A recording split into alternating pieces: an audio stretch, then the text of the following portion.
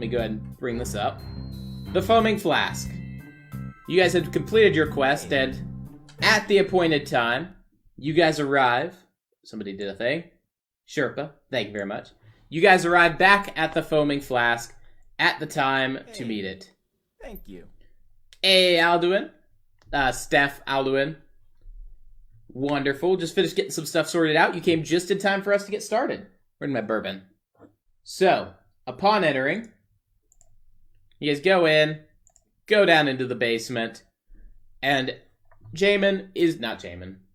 Flavius is there to meet you. With him is a new Khajiit, known as Kanara. So Flavius says that, well, let me pull up my guide, see what he says. Nope, not that guide, that guide. Alright, glad to see you all again. I have brought with me this time Kanara, Archer. You guys mentioned needing range capabilities. She has been thoroughly vetted. She will be of advantage to you. And, as requested, I have brought both the murder report that we were able to achieve from that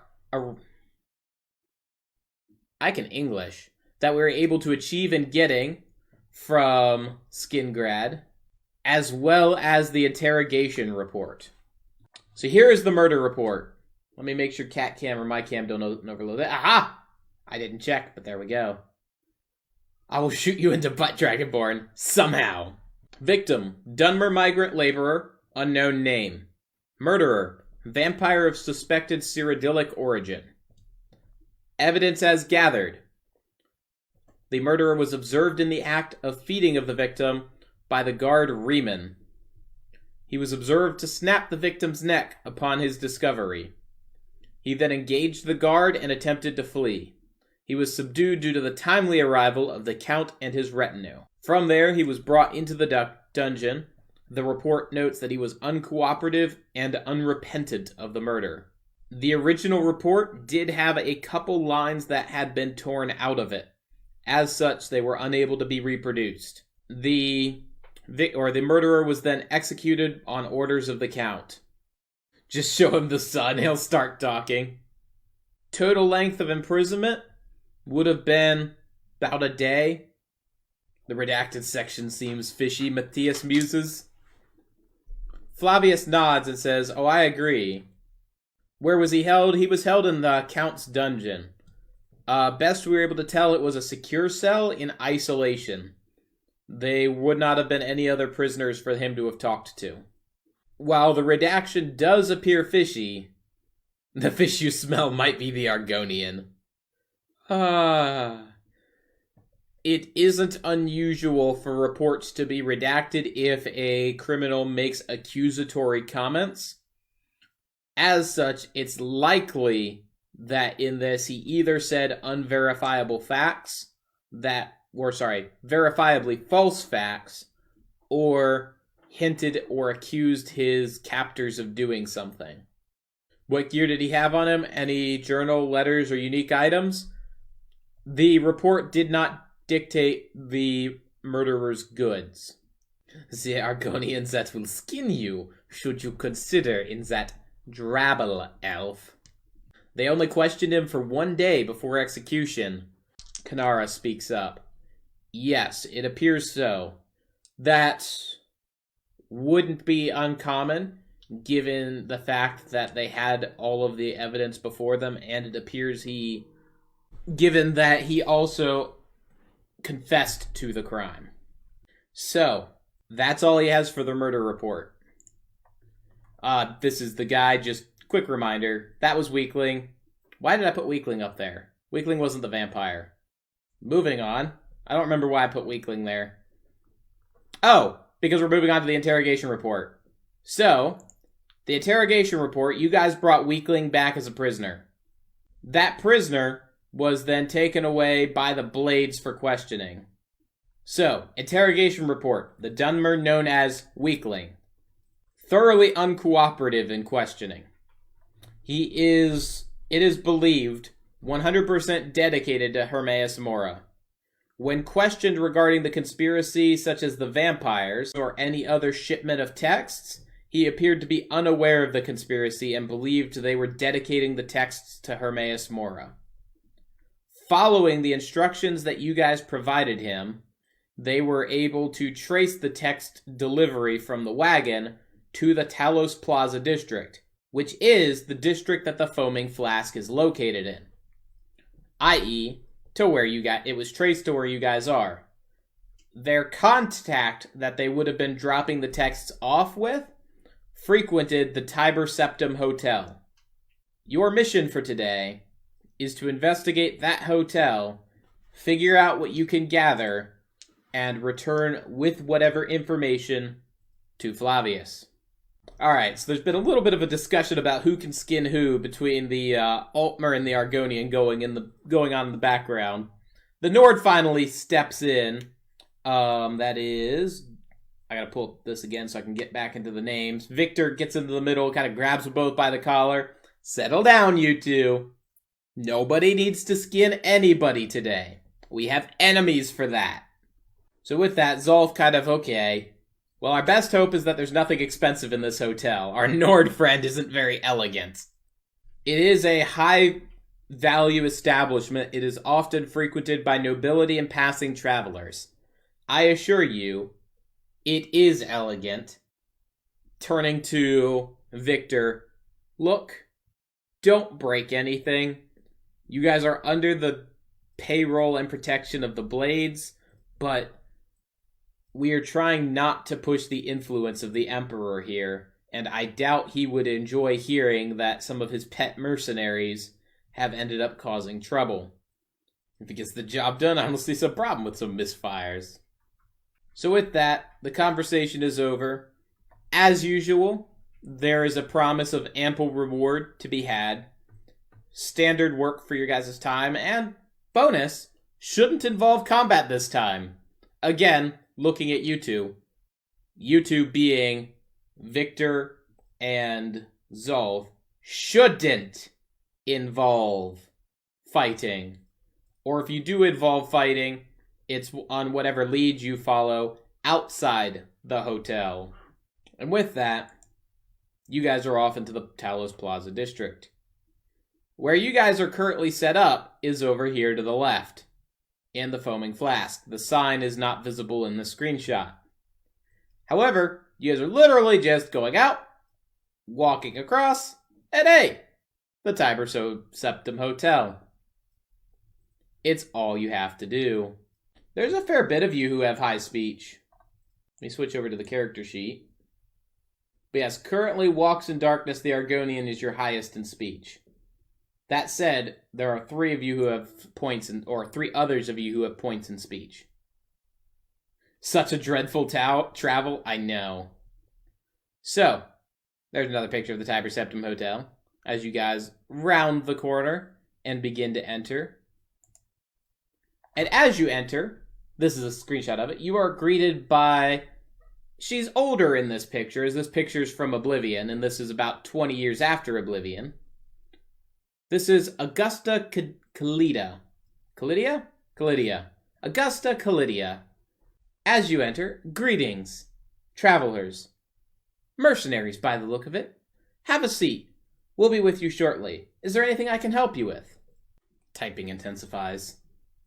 Metals just kind of goes over to the table, sits quietly, and begins looking around the room.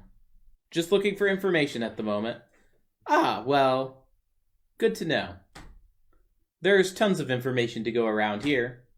So the rest of you as the party go over, take a seat, and very shortly she begins pulling out drinks and serving what would be moderate level wine that apparently is included in your meal. As she sets it out, so you mentioned she takes orders, gets orders from all, and you mentioned you're here for information. What sort of information can I help you with? As you can see her, though she guards her expression, her eyes begin to dart around, kind of just gauging your wealth and how much money she might be able to make her information worth. So as the conversation begins to twist and turn and little snippets get tossed in, Walks in Darkness, who we'll get to first. We're looking for information on a particular Dunmer. Do you get many elves coming through here?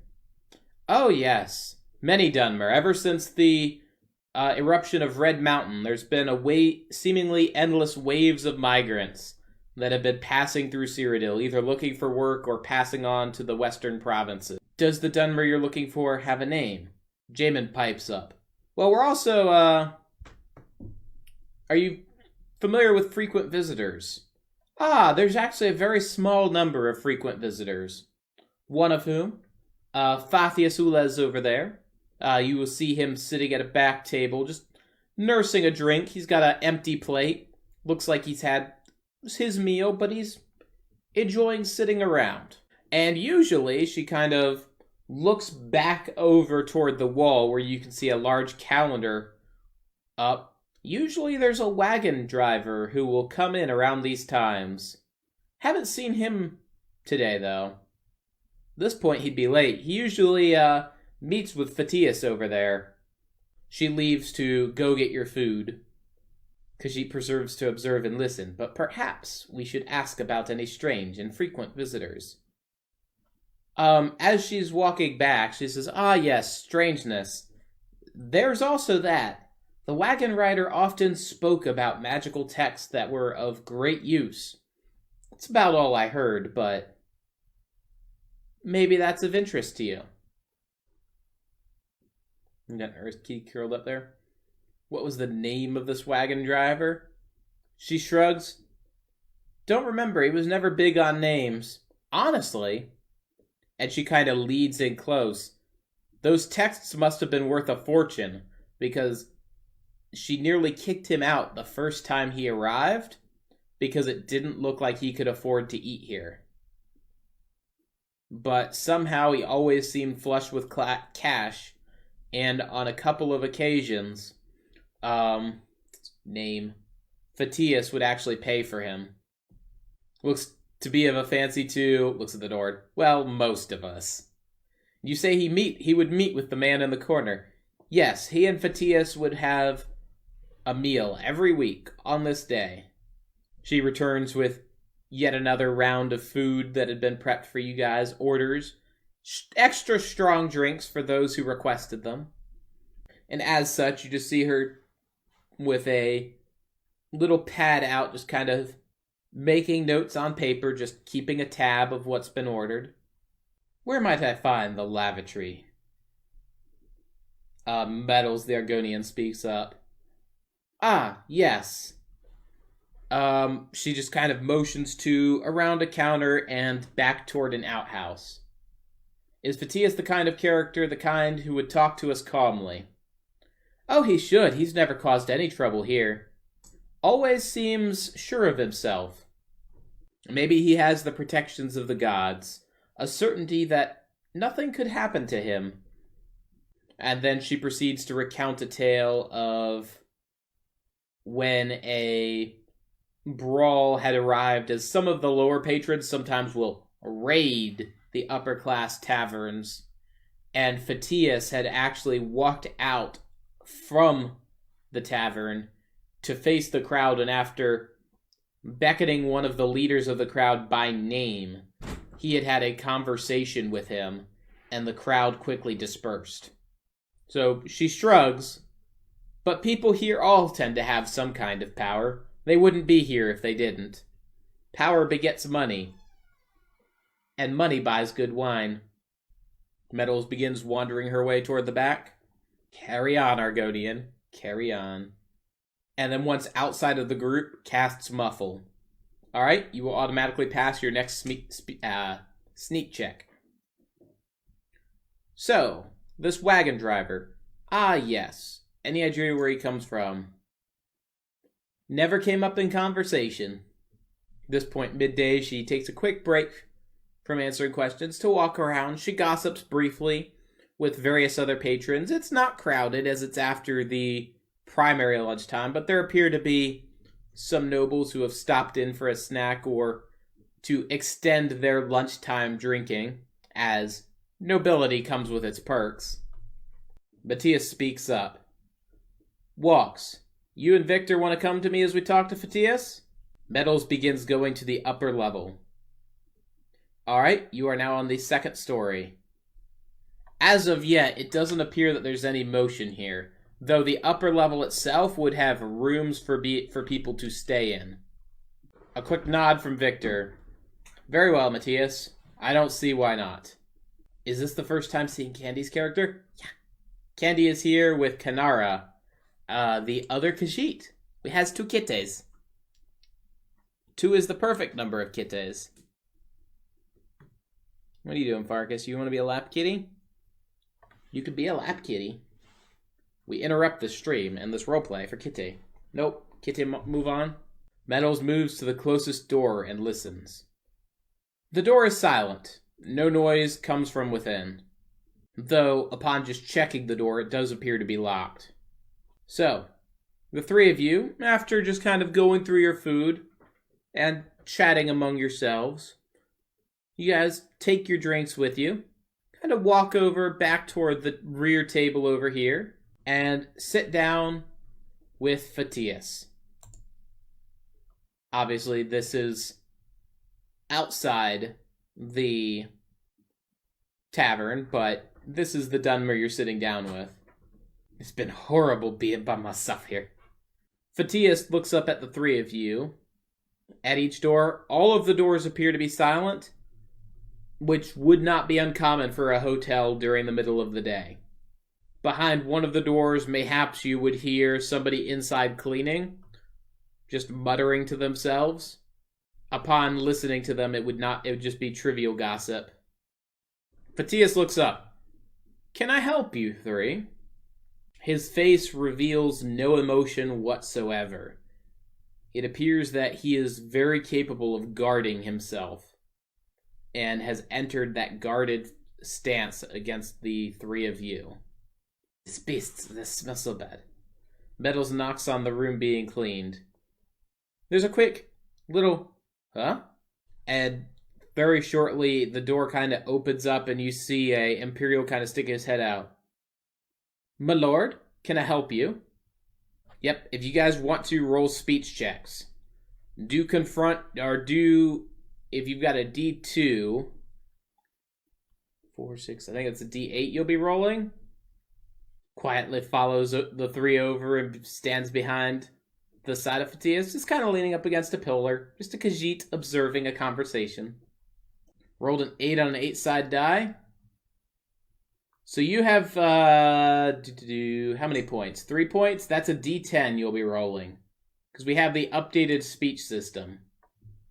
And Victor just making his presence known. I'm curious about a guest named Fatius. Do you know him? Looks over at you. I'm rolling a Fatius has a D20 for speech. Ignores Walks in Darkness, and looks over at Matthias. Yes, I know him. We would meet. Do you have any business opportunities or wish to inform me something about my client? Switching back up to Pimley. Fatius? He looks nervous at you mentioning the name. No, my lord. I don't know him. A friend of yours, perhaps? We have heard the texts were possibly worth much gold. Well, yes.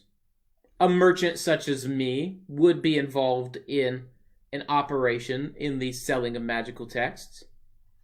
And perhaps I have been selling those texts. Yep, you will still get XP. We are up to level 5 handing out stuff, so you good. Take care of what you need to take care, Alduin, and take care. And what sort of magic?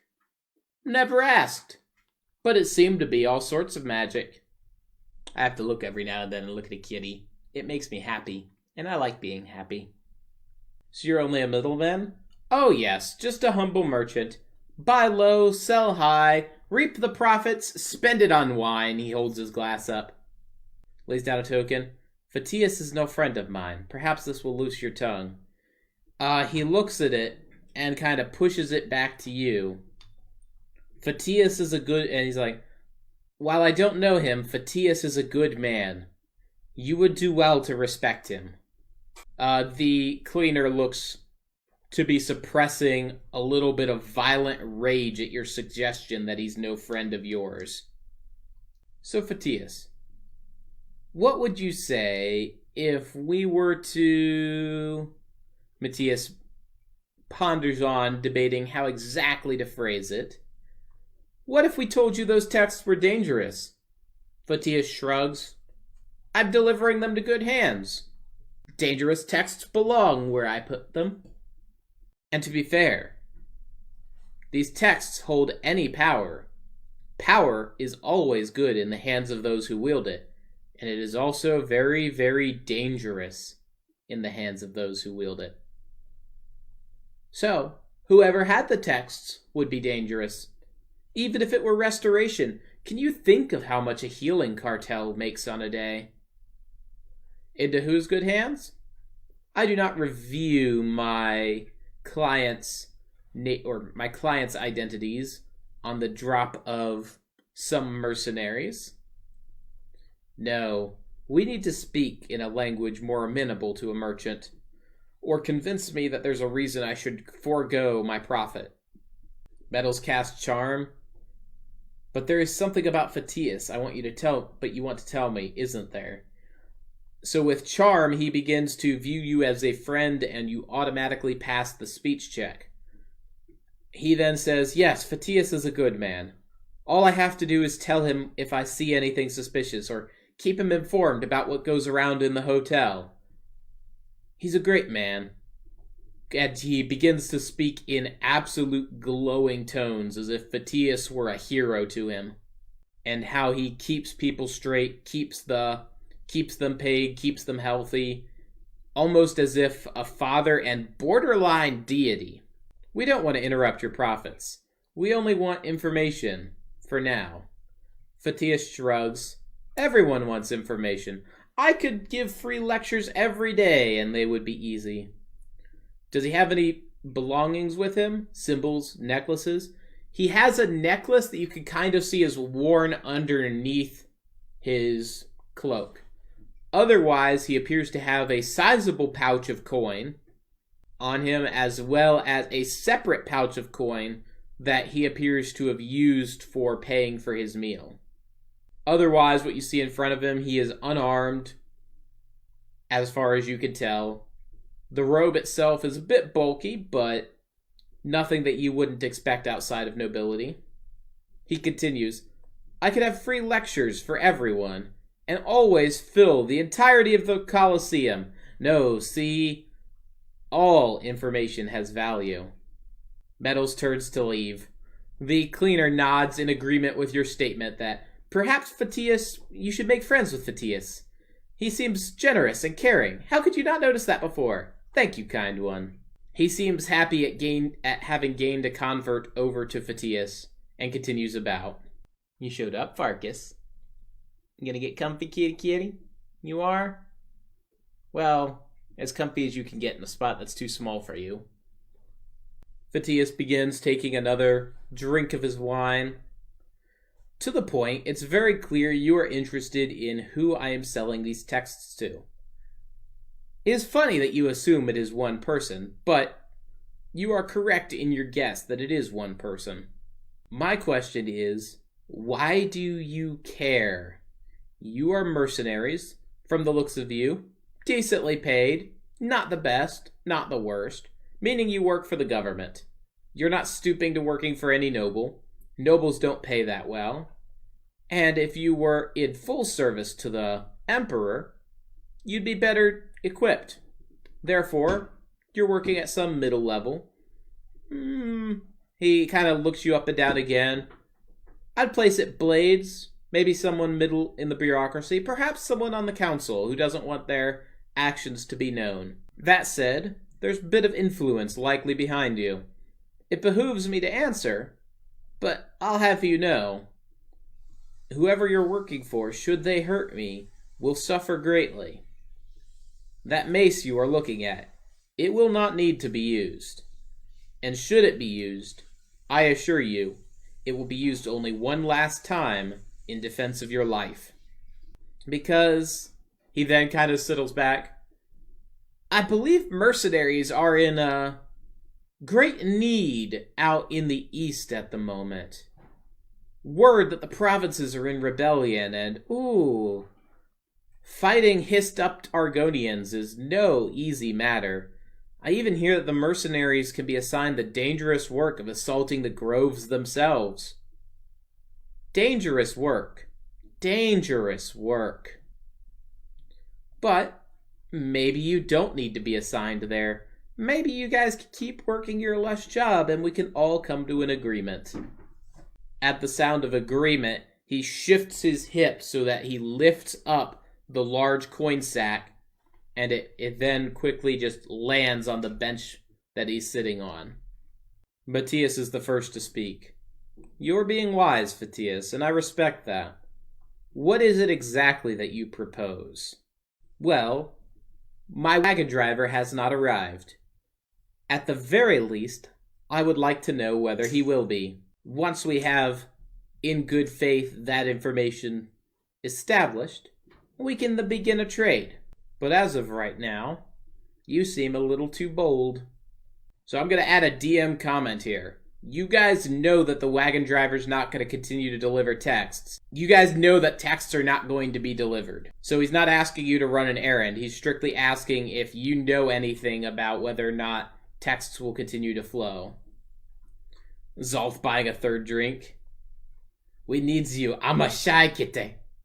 For those who have to leave, functionally other patrons are mentioning leads that you guys are going to look into. But because it's not the main story, we continue tracking the main story while you're off doing your thing. I've just been standing here menacingly. I know, Victor. You're very menacing. SpongeBob reference. Matthias sits back. Matthias, we will level with you. Your driver isn't coming. Okay. So, then I will level with you. I was delivering the texts to the Arcane University. Per request. They paid very well for their texts. Apparently, someone there was wanting them. Somebody at a very high level. The charges that the guild levies to the Arcane University are not inconsequential these days. Overheard anything interesting from the patrons? Not really. Most of them seem to be ignoring you. And an intentional ignoring. Like, you would expect people to be looking your guys' direction. No one seems to be wanting to look in the direction of Matthias. Or to be seen as snooping in on his conversation. Now, if you want, it is in all likelihood that I need to now inform my patrons that the delivery is not coming. For a small fee, I am willing to let you guys accompany as my escort. You guys will get to meet the people I've been handing over the text to and have conversation with them. Your thoughts? For the record, yes, Pimley, Metals has rejoined the party after having snooped around. Let's come up with the price of, as he looks you over, likely wealthy patrons, 4 tokens. Or tokens being the money that we're going through, so 4 bits of gear. And yes, we can have this discussion out of group because functionally you guys are either nodding or shaking your heads, just kind of indicating that you guys would like to talk it over among yourselves. So feel free to have an open discussion about that here. Pimley noting everyone here trusts Matthias, but they also fear him. That is not a good combination. Zolf holding a 5th drink. How much brandy before you get drunk?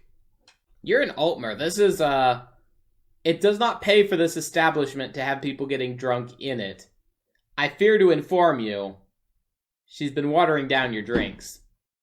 I do not wish to accompany this merchant openly.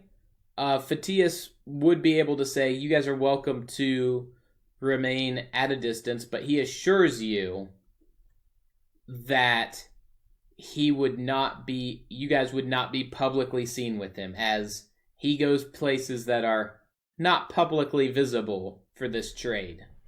Bettel's making another comment. Among the group, Matthias is protected here. He's insulated by the hotel staff. They're acting as lookouts for him. we do need to remain guarded.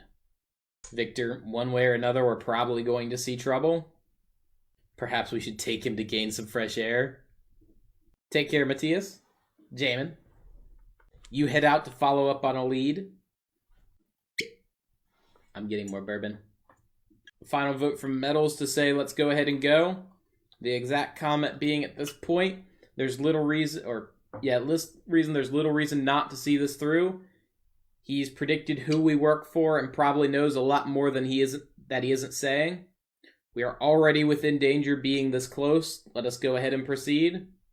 If all else fails, we settle this like back at the fort. Comes the comment from Zolf. My fur best not get too mussed. Mussed up kitty fur. You're the worst. Alright. General thought seems to be let's go ahead and proceed. So you guys go ahead. After he sees some of you back out, how many people have left? Let me double check. Because the price is dependent on how many people are going. Yeah, 4 is still good. So he's going to charge 4 tokens for you guys on this.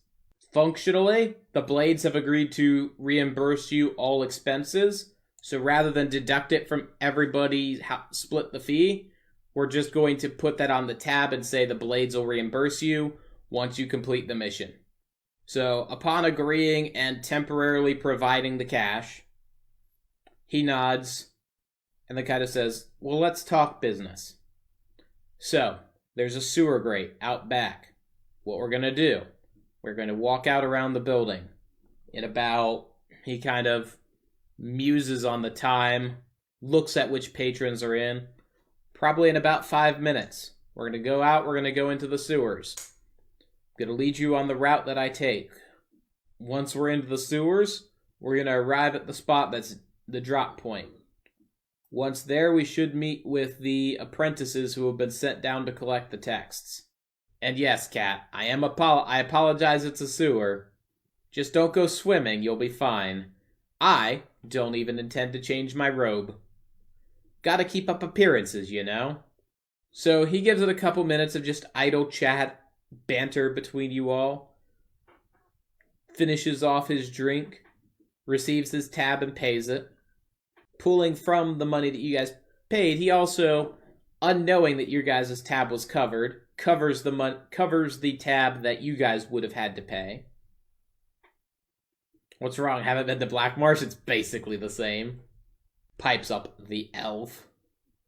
Then he begins to lead you out, lead you around, out back, and kind of nodding to attendants as he goes, you guys have the grate removed and descend into the sewer. If you drink some mead, y'all go into the sewers. Gonna find you when they're delivering texts. So it's a good 10-15 minute walk through the sewers, as it's not a straight line. Well, more correctly, it's multiple straight lines as you're brought in, taken around sides, and slowly but surely moving forward. We are now confronted by 80 skeevers. So what you guys do know is deliberately splashed while walking through is occasionally you will see that there are sewer attendants, the people who keep the sewers relatively clean, knowing as Fatius is going through, you'll see occasionally somebody will make eye contact and Fatius will just kind of nod and they'll move out of sight and continue their work. Kayleen just kind of remarks, during the Second Era, my ancestors would have traversed these sewers when they became filled with Daedra during the plane meld. I'm just kind of at awe thinking about the battles that have raged in the past. Whole wars fought underneath the sewers by valiant people, and how possibly under the waters there are still bones and treasures to be found. What I have found helps is think of the lovely bath you will have when this is all done. As you guys approach this section of the sewers, light coming down, Fatius pauses and kind of looks around. My contact isn't here. Maybe we're early. He begins cautiously walking forward. Kind of just peering down, looking around. Not seeing anything. At which point, out of the back, a robed figure steps, and you can see Fatius visibly. Okay, they're here. And the individual begins meeting him or addressing him by name. Ah, Fatius, you're late. We thought you wouldn't arrive. But it is a good thing you did. Though, we were not anticipating you bringing friends. Your usefulness has ended to us. Another robed figure steps out from behind another grove, and various skeletons begin to assemble in front of you and begin advancing in your direction. While behind you, you hear the solid metallic clang of one of the gates being shut. Fatius's eyes, in the brief second before you guys go to combat, just grow in size as this appears to be even a surprise to him. As you see him immediately kind of ready a spell. And he mutters to you, well, looks like I'll be paying you your money back. And then he just kind of mutters, get to it. They're going to kill you and they're going to kill me. So with that said, who do we have here? Let me duplicate this so I can have an extra set on this side. I'm going to go ahead and roll up initiative. Did we level up, by the way? You did, yes. For me to sneak. You will be allowed to, if you want to sneak, you will be allowed to roll sneak your first round to indicate that you were attempting to sneak into combat. Alduin had to leave, so we have Dragonborn. Sorry, Victor. Girta is not here. Matthias is not here. Katya is not here. Yep, I've got you, Aishi. That's been added. We've got medals. We have Kanara, Zolf, and Kayleen. As well as our, what's his name? How can I already forget his name? Like, I can create my own NPCs next to Fatius. Opposing you, you have 2 mages, and in front of them, 2 skeleton archers, and in front of them, 2 skeletons. 3 skeletons. I actually put the actual pictures up so I could remind myself. As it's an initiative, we are going to start. We'll start with the party. I don't feel like dealing it. I need to add the enemy into the initiative roll. Victor, you are up first. You have the option to move once, use a spell, or use a stamina to move 2 spaces, and melee. These skeletons look more robust than the default summon skeletons. Move once, use spell. Alright. Which spell are you casting, and who are you targeting? Skeleton archers are the SAs. Flame, obviously. I can only target skeleton archers. Okay, that's right. You don't have the higher level spells. Go ahead and roll your attack. It is a D20. The skeleton is defending with a D10. Actually, it has a shield. It's going to shield itself from the spell using a D20 and a point of stamina. As such, the flames are just kind of glancing off the shield. It is successfully defended. Metals, you're up next. Cast Earwig. So Earwig you cast as a defense. So you will cast that when the opponent attempts to cast a spell. That is how those work. It's a kind of an interrupt, if you would. No, even Ward, the way we do Ward is you're casting it as a defense. Oh, Skeleton, just you wait till I get to that combat lane. Sleepy kitty. Casts Courage on Kayleen. Kayleen, you have an extra point of stamina and an extra point of health. Kanara, you are an archer. Because you are using archery, you can roll stealth check, which is going to be a... Let's see. Let me see how many points. You have 2 points in stealth. So you're going to be rolling a d10 for stealth. Do skeletons perhaps disperse when they're defeated? Well, maybe. You'll figure that out. Alright, so you've rolled a 5. Then I'm going to roll their highest perception, which is the mage, which is a d8, which I didn't get out. So we're going to add 1 to a d6. So 5 total. You are the defender. You win the check.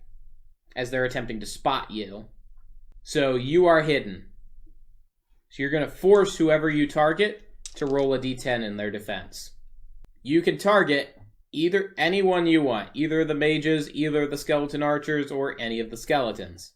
None of them know you are present. Targeting the first mage, alright.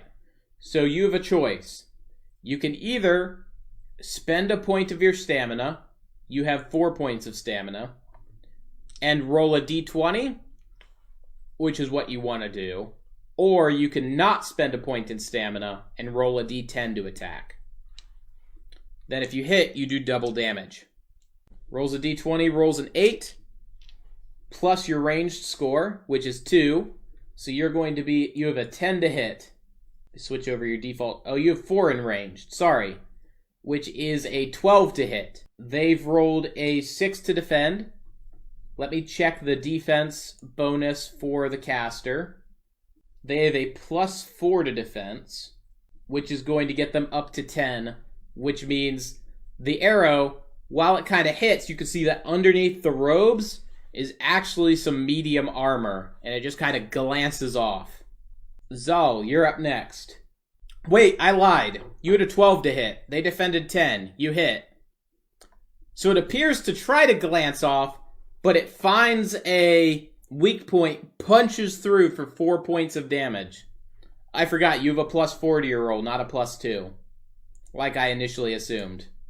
I'm checking their health to make sure that doesn't kill them, because you do 2 points of damage. It is still up. Advanced 1, and then roll Lightning Bolt versus the first mage. I was about to say, SirProok, you did the math wrong. Rolls a d20. So you're using Lightning Bolt on the first mage. The mage kind of focuses, puts up a ward, which 4 plus 5 is 9. Kartoffel's destruction skill is... I've got to set these up for default. 5. So 9 versus 9. Never misses lethal. Never? Exactly. So the ward just completely absorbs the lightning bolt. D20 rolls are going to suck. Yeah, you guys haven't had good D20 rolls. And lightning bolt being a 2nd level spell consumes 2 points of magicka. Kayleen, you are up next. You have 2 points of move should you wish to use it, as you are not wearing heavy armor at the moment. Pimley, just focus your buffs on me. I got this, says the Nord, who is currently unbuffed. I'm going to assume because you are a melee character, we'll move you to... You are welcome to Hatred for Undead. Goes after them, attacks with the heavy axe. Go ahead and roll to attack. When are we going to learn to stop fighting mages? As soon as we stop following people into sewers? Oh, heavy attack. Sorry, using a sword. Uses the sword, scores a crit, automatically hits on a power attack, and would cause bleeding damage if the skeleton weren't just shattered by the force of the impact. Rotten bone left down here for centuries, it just quickly splinters as the cut inserts around the shoulder and passes all the way through into the rib cage where it is withdrawn. Head of the skeleton flies off. Oh yeah, no, the head just kind of hangs there, and with a follow-up, you smack it and it just goes flying back. Now that's what I call an attack. So Fatius, after he gets his prep, you see him immediately go invisible. It appears he has cast invisibility. You do not know where he is at this current point in time. The mages. Let me check what spells they have access to. Yeah, they've got Destruction 3. So, seeing Kayleen advance and smash a skeleton, the first ice spike is directed at you. As Kayleen is using a shield, you may choose to power defend against this, which means rolling a d20 to defend. Otherwise, roll a d10. 17 plus 5, or plus 3, so 20 to hit. You would need to roll a 15. You rolled a d10 without using stamina. The ice spike just tears past your guard, straight into the shoulder, kind of just shattering against you, breaking the initiative of your charge, dealing 2 points of damage. You are now at 2 health, and draining 1 of your stamina. You are now at 2 stamina remaining. The second one is focused on who wounded them. Kanara wounded them. Oh, Kanara. He power charged the thing. All spells are power charged. All spells always roll a d20. You are welcome to roll a d20 if you want. But if you miss, you lose an additional point of stamina, because you will have used the stamina to defend, and then if you get hit, it saps another point of stamina. But you're still welcome to roll a d20 if you want. Go for it. You never know? You do never know. So Kanara, 11 plus 5, 16 versus 20. Closer, but not enough. You're at 1 point of stamina. By courage, you still have stamina. Next up. Oh, Kanara, I need you to roll a stealth check for me. With a bow, you can always attempt to re-hide after you've hidden, or after you've attacked. Kib's back? Alright. After returning after chasing up a dead-end lead, you followed the party in, and just made it past a grate when you heard a clang and fighting ahead of you. A d10? Yes. 5 plus your stealth, which is 2. 5. They have a 5 plus their perception, which is 2, so you are not stealthed. So they know where you are. And they're going to go ahead and fire off their other ice spike at you. So now you go ahead and roll a d10 to defend against their spell attack. They have a 15. You roll a 10 out of a 10. Let me see what your defense skill is. You have no defense skill. It's still going to be a hit. You tried. You saw it coming. You tried to get out of the way. But the mage was very adept at what he does. The ice spike lands home. 2 points of damage. 1 point of stamina drained. I need to wear something other than a potato stack. Putting points into armor is useful for that reason. Let's see. We have, what's her name? Katya here. I'll put you in at the initiative level, so you'll still go this round. The archers, one is going to take aim at Victor. They are skeleton archers, which means they are rolling a d10 to attack. They don't have the option of a power attack. Rolls a 4 plus... What are your defenses? 1. So that is a 5. That meets the 5 of its attack. So it glances off of your armor. The second one fires off at Zolf. Zolf is rolling a d10 to attack. It has a 6 to hit. Your defense bonus is a 0. So that's going to be a hit. It's a simple arrow, does 1 point of damage. Nothing else. You are now at 1 hit point. Granted, if they knock you to 0 or below, you are then just staggered. The 2 melee skeletons are in melee with Kayleen. And both are going to attack with d10s. Want to try that again, you walking pile of bones? The skeleton does not appear to react. Or sorry, one attacks Kayleen, the other has to advance. Because you can only have one engaged, so it prevents things. Did I get my steel armor? Probably not. I probably forgot to add it. I'll just charge you for it. And we'll get it added right now. Let's see. Dragonborn armor. Didn't Kayleen shatter one of the skeletons? Yes. There were 3 initially. Kayleen, I do need you to roll a defense. When you get the opportunity. The other one is going forward. Odd Victor, even Zolf. Zolf.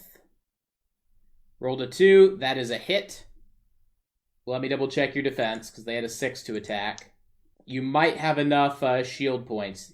Your shield points make that a 7. You defend well. So, just a quick bat of the shield. It wasn't a hard block to make.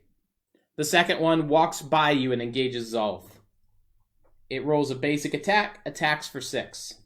Kartoffel was watching the skeleton head fly and not paying any attention up to the one that just comes up and shanks him.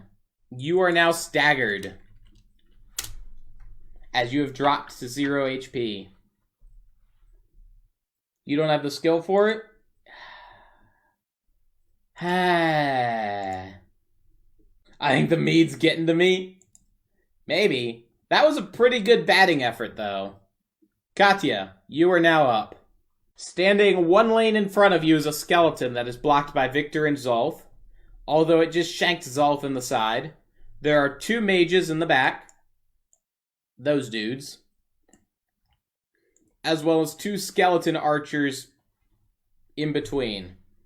You are currently stealthed as you came in from out of combat.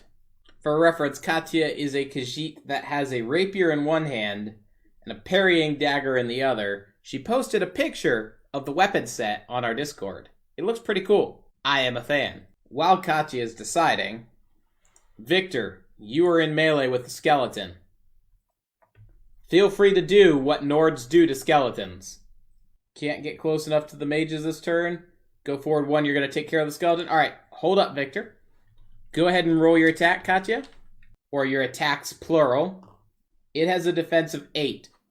Oh, yeah, what a power attack, but I need to save the stamina for the mages. Welcome to decision-making in roleplay games. You currently have 2 points of stamina. I would encourage you to put more in, if you want more. Basic attack, rolls a d10, crits. Dead. Double crit. You manage to knock him clean cut, kill, catch the head on your dagger, which you then promptly just flick into the sewer, which just lets out a sploosh and little geyser of sewer water. Mega dead. Alright, Victor. You can advance once and attempt to beat it to death. They are skeletons, so they're only going to defend with a d10, regardless of what you do. Could have shared some of those d10s earlier. You know, when some of us were rolling 1 on a d10. 9 plus 2, 11 to hit. It defends with 2. It's not elegant, it's not pretty, but the skeleton is broken. It attempted to put its shield between, and just had the shield arm completely crushed and broken. Metals, you are up next. Without splashing me or the other Khajiit, hopefully splashed sewer water on a Nord, you would notice that some of the splash managed to just kinda get on the back of the Nord. But he doesn't notice. He's in a bloodlust just moving forward. Pibbly powers up Flea and casts it on one of the mages. However, you met Fear, but still, it whiffed. I've got to verify which level Fear is, because I don't remember. I think it was Novice level. No, it is Apprentice level. So that is 2 points of Magicka. And sadly, no such luck. Let me adjust the Magicka here. It was a nice light show, as it just kind of... The spell just kind of goes further and further up until, like, the caster's, like, down here, and it's impacting the roof up here. Because as he was casting it, all of a sudden, just a head appeared. He wasn't sure whose head, but there was just a head there, and he was like, "Can't hit that person!" And he just sent the spell flying. Kanara, you are up next. You are not stealthed, but in front of your 2 skeleton archers, the mage that you hit before, and the other mage. That head was Farkas? Probably. Farkas just kind of ghost appeared and went, "Hi." Then you're like, "Can't hit a kitty." Ernst, are you being a sad? He's sleeping on the floor at the base of the cat tree. 1 second, we're going to put him all the way up there. Yoink. There you go. You were being a sad sleeping at the base of the cat tree. You were. And you've got a belly. Take aim at the same mage. Go ahead and roll. You can use... You have 2 points of stamina, so you can use 1 point of stamina to roll a d20 again. Rolls 19 to hit. Plus 4, 23. The mage fails to defend. Takes 1 point of damage. You double check how many hit points he has. He is fine for the moment. I swear Farkas is getting bigger and bigger. It's possibly true. That is possibly true. Zolf, you have a choice. Fight or flee. Fight, you coward elf! Screams the Nord. Sewer water dripping down his back. So long if the mage is low health, this one is at low health. That one's untouched. But yes, so you've chosen fight. Go ahead and proceed with your fight action. Cast Lightning Bolt at which mage? The wounded one or the unwounded one? At the weakling? Got it. Go ahead and roll up your attack. Using my shield. Gotcha, Pimley. Mage puts up a lesser ward, but this time it was a tad too late, and the lightning bolt had already connected with the shoulder, draining a point of his magicka and doing 2 points of damage. I believe it's 2 points. Yes, because it's the equivalent of Ice Spike. The mage is still up, but doesn't appear to be looking all that healthy. Kayleen, you are up next. Gonna assume that's advance and smash the next skeleton. So feel free to roll as soon as you feel free. Phaetus reappears in the lane with the mages. Rolls a 6 plus 2, so that is an 8. Versus a defense of a 4. That's still going to hit. It's not as pretty. You weren't able to repeat what you did last time, but it's still a kill. That was your last point of stamina.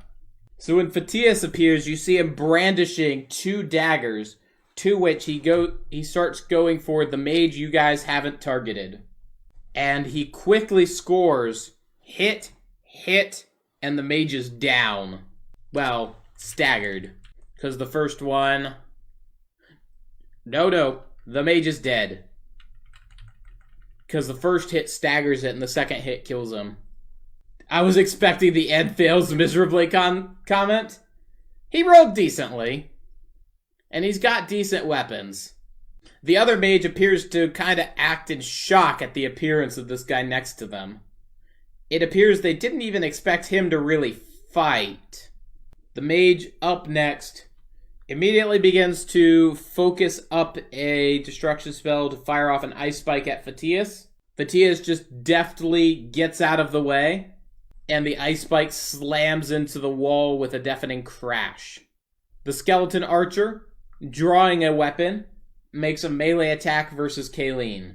Has a total attack of 3, roll a d10 to defend yourself. You've successfully defended. You just very quickly with your weapon just knock the sword aside, opening up a future strike. Katya, you are free to advance too, and proceed to attempt to utilize the opening that Kayleen has provided you. No longer stealthed. I'm double checking she wasn't one of the ones who messaged that she had to leave, but it looks like we're good. Welcome back, Pimley. You were not attacked, so you are fine. All that's left is one mage. You also weren't skipped, so there's that. Phaetus emerged from invisibility, yes, and he killed one of the mages with double dagger attacks. Victor, you are up. Feel free to go ahead. You can advance and attack the skeleton archer, or advance and attempt, because there's multiple people in the lane, you can advance and attack the mage. Move 2 and attack the mage. Alright, go ahead and roll up your attack. Rolled a 10. The mage appears to be out of stamina, so attempts a basic defense, rolls a 1. You hit. Your weapon does 3 damage. The mage is staggered. Metals, you're up next. Should have used a d10? Well, you didn't know what he was going to roll for a defense. He could have rolled high, and if he rolled a 10, then you needed your d20 to hit him. The point of that is it guarantees the hit, or hopefully guarantees the hit. Kanara, well, you won't know until you attack, silly Dragonborn. There's a mage who hasn't decided if he's going to fight or flee yet. You're welcome to make an attack roll. You will be... No, you still have 1 point of stamina left. So you could roll a power attack should you wish. Rolled a d10, so you're just kind of, we'll just take the shot. That's all you needed to hit. That does connect. The mage drops dead. Victor, as you are up there with them, you can see that their soft tissue kind of dissolves into a dust, and light just kind of leaves their eyes in empty black.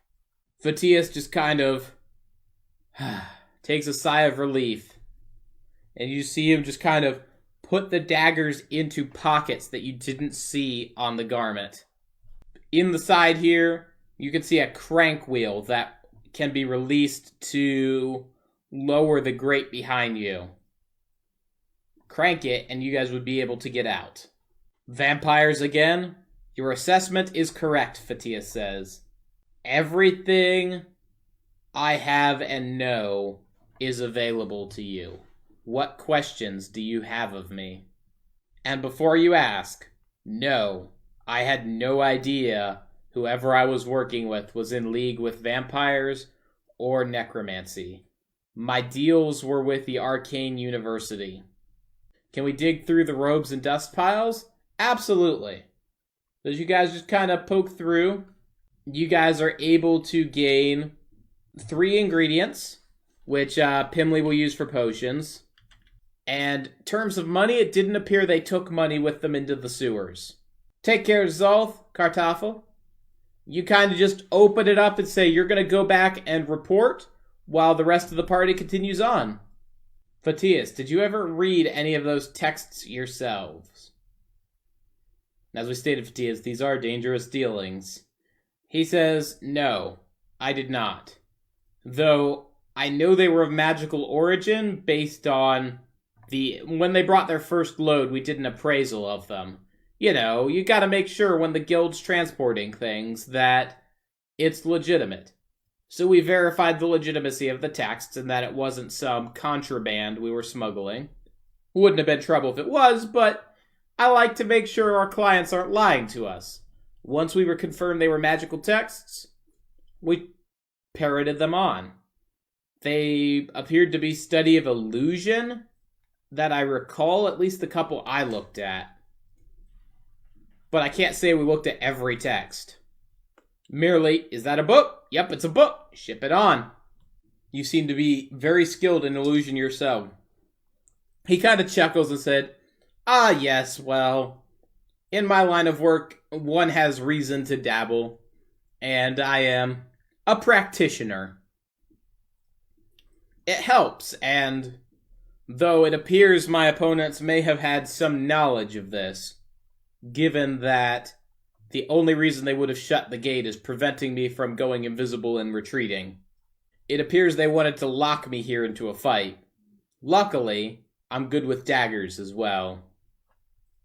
Though, all that considered, I likely would not have been able to handle this without you. So as I made you pay for this information, I believe you have earned that payment returned. And he pays you back the money he charged for you escorting him. Training? We do not have training at the moment, Aisha. As a posse, he kind of mutters, he's like, I might have been able to handle them on my own, but you are correct. There's no guarantee I would have been able to handle this on my own. Coincidences? Nocturnal watches over her own. Thank her next time you're in a chapel for me. But that said, we should begin returning. I don't want to dwell here, for eventually those who sent this will learn. He has already given you guys the money that you had paid. In other words, he has traded all of the information he knows for your aiding him in this combat. Let them come, I wouldn't mind killing more. Fatius chuckles as you guys begin your stroll out. You laugh, but there are those in the Arcane University who have much power. And with that power comes the ability to assault us. I assure you, we were dealing with no mere mage of the Arcane University. Whoever wanted those texts was someone of great import, great power, and apparently even greater ambition. Their attack of us was, if nothing, an affront, and if their guild knew about it, he kind of chuckles under his breath, the Arcane University is done for. As you continue to scroll through, they're you guys run into, around one of the turns, a small, we'll call it a militia. The various sewer cleaners have their weapons, and upon hearing the clang, had kind of formed up and started advancing cautiously in your direction. Fatius, upon seeing them, and they seeing him, he just waves a hand, they kind of nod, he nods back, and they disperse. Well, It is time to retire to foaming flasks for drinks and merriment. Speak Metals the Argonian.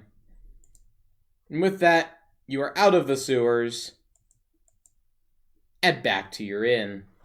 I am not at home in the sewers, I am at home when fighting. If that is in the sewers, so be it. As you guys are walking here, and Phaetius accompanies you, it's the very least he can do to buy you another round of drinks. And the fact that you guys seem to like the foaming flask, he's okay with that. It's cheaper there. Why do they hold you in such regard? He kind of chuckles. Ah, dear Khajiit, you should know the leader of the Thieves' Guild when you have met them. It is I, Phaetius, disciple of Nocturnal, head of the underworld in Cyrodiil. You would do well to mention to whoever it is that has hired you that you can count on the Thieves' Guild's support. Though we don't exist, I assume your patrons know that we do. Everyone dropping a like. Dankeschön. Dankeschön, Dankeschön, Dankeschön. Oh, now we just have an Urs Fergus got down? I'm a sad now. I was looking over expecting to see Kitty Belly. And there's no Kitty Belly. So once you've arrived at the foaming flask, various other members of the party slowly trickle in as they return from their quests.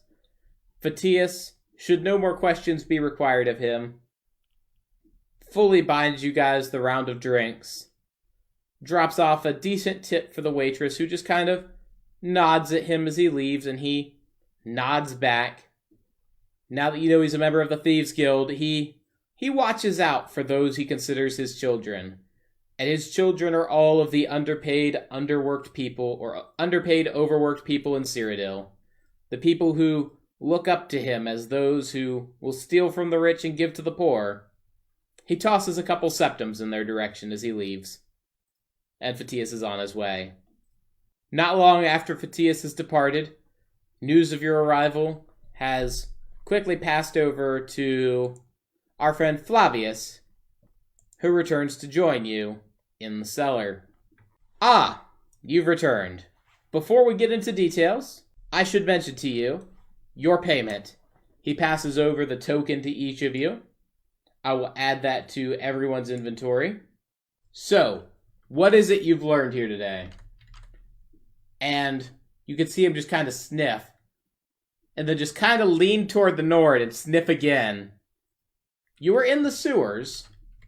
We killed 2 more vampires, so there's really something stirring with them. And we were ambushed. Nothing we couldn't handle. He nods. Vampires. There's long been rumors of clans of vampires about and around Cyrodiil. Interesting. And you mentioned the Arcane University. It seems to be in league with them? He kind of chuckles. I doubt that, at many levels. Let me provide to you some insight for the political situation. Phaetius just kind of sits down and does the steeple that someone does when they have a story to tell. So, with the Oblivion Crisis, the Empire has been applying pressure on the Arcane University. They're no longer allowed to accept ungifted recruits. In other words, if someone comes to them knowing magic, they can be accepted.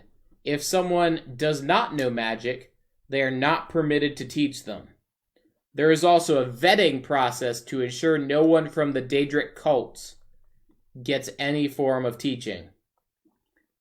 However, that's only after the Oblivion Crisis. What I see as a possible situation is that there is a vampire in the Arcane University, similar to what Kanara, your Khajiit, said, who is attempting to use their position for personal gain. Now, what is there to gain? This is what info I have for you. The Arcane University recently gained an opening for an Archmage. Not the Archmage, there's several teaching Archmages present at the university. However, due to old age and battle wounds, one of them recently died. No foul play, at least none that anyone was able to discern. With magic, you can never be 100% certain. it wouldn't surprise me if somebody was attempting to garner favor or do something in order to gain that position. So, question is where we go from here. Someone is corrupted willingly, or is a vampire thrall, perhaps? Volf speaks up. A thrall, not likely. Those at the university would be aware. Corrupted, possibly. And we can't completely rule out the possibility that there is a vampire. Their longevity means that they could have survived throughout the Oblivion Crisis, and despite the fact that there's new screening, that would not have applied to original members. If they're applying to be an archmage, they would be somewhat at a teaching level. I'd be lying if I said the blades had influence within the guilds. While we do have some casters, typically we prefer to keep them under our wing rather than exposing them to the university. You guys don't have anyone, or your team does not have anyone initiated into the guild. Could be a good thing, as it means that no one is at risk of betraying us. At which point, Kayleen speaks up. Do we have any clues on who's applying for this position, and potentially who could have traitorous intent? He kind of chuckles and, traitorous intent? It's possible everyone in the guild wants to see the Empire fall. I remind you that those who practice magic are, especially under the guild, not well liked nor trusted by anyone. That very reason could be enough for an unstable individual to launch a revolution to attempt to install a mage emperor. Because I remind you, we deal with a conspiracy to overthrow the emperor, Titus Mede. We know there are people within at least the Imperial Council, who are willing to see that transition occur. We can't act against them directly, but this could be a plot related to that. Also, it appears they're aware of the failings of cleaning up the fortress and that it was discovered. As such, it appears they were attempting to clean their trail. We have two options then. Either the person working at the university is the person we're working toward and the mastermind, or they will be purged. Personal theory, Fatius kind of settles back. I think the person we're looking for is in the university. Now, I don't have influence there. We discussed that. But you have some who are magical among you. If someone were to join the guild, or if you were to all decide that as a mercenary company, it would be wise to inquire of the Mages Guild. Flavius? I meant Flavius. Yep, Flavius. Where's the dude? The dude! That guy. Well, I don't have any rapport there. If you guys were to go looking work, I doubt they would turn it away. And if this person is specifically interested in magical texts, mayhaps, possibly, you could figure out who it is by gaining work to collect magical texts. That said, everyone and their guildmate is likely looking for the next mage's doctrine, but do some snooping around. It's what you're hired for. I'll see you guys around. If you have any questions for me, let me know. Let Matthias know. He knows how to reach me. Matthias proudly wearing the emblem of the blades on his chest.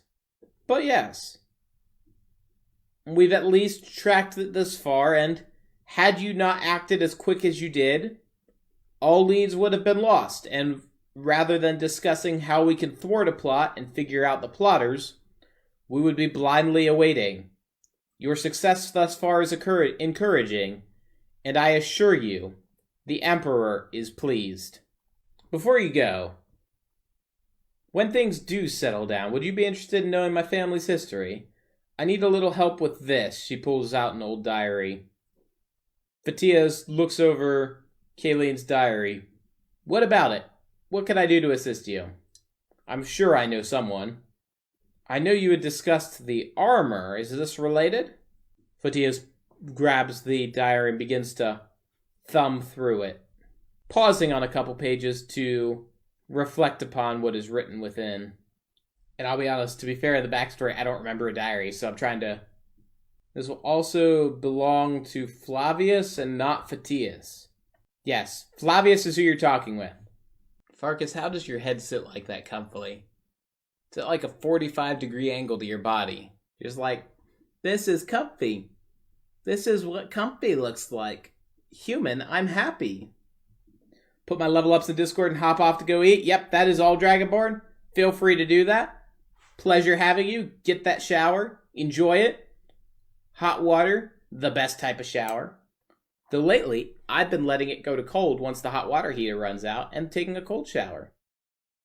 Because I enjoy that to cool down in the summer. Which it is officially summer now. And Dog tells me, Dog does it all the time.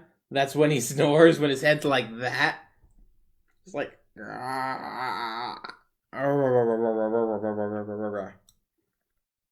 Farkas is looking at me like, you talking to me? Yeah, I'm talking about you, kitty kitty. You snore too. You're not as loud as a dog snoring, but you're still a kitty kitty who snores. Now we're just staring at each other? And you're trying to go back to sleep? Okay. Get that stench of the sewers out of you. Cold shower all the way. Love cold showers. But yes, Aisha, if there's something you want to type up regarding the diary and what you want Flavius to look into, he is more than eager to help and assist you. Though that assistance may come upon other requirements if he is required to draw upon resources. But other than that, that's the last slide. That's all we had for today. As usual, you guys level up. Please post those level ups in Discord. Yep, so what we're going to do next time is you guys are going to be going... My assumption is you guys are going to go and look for work there.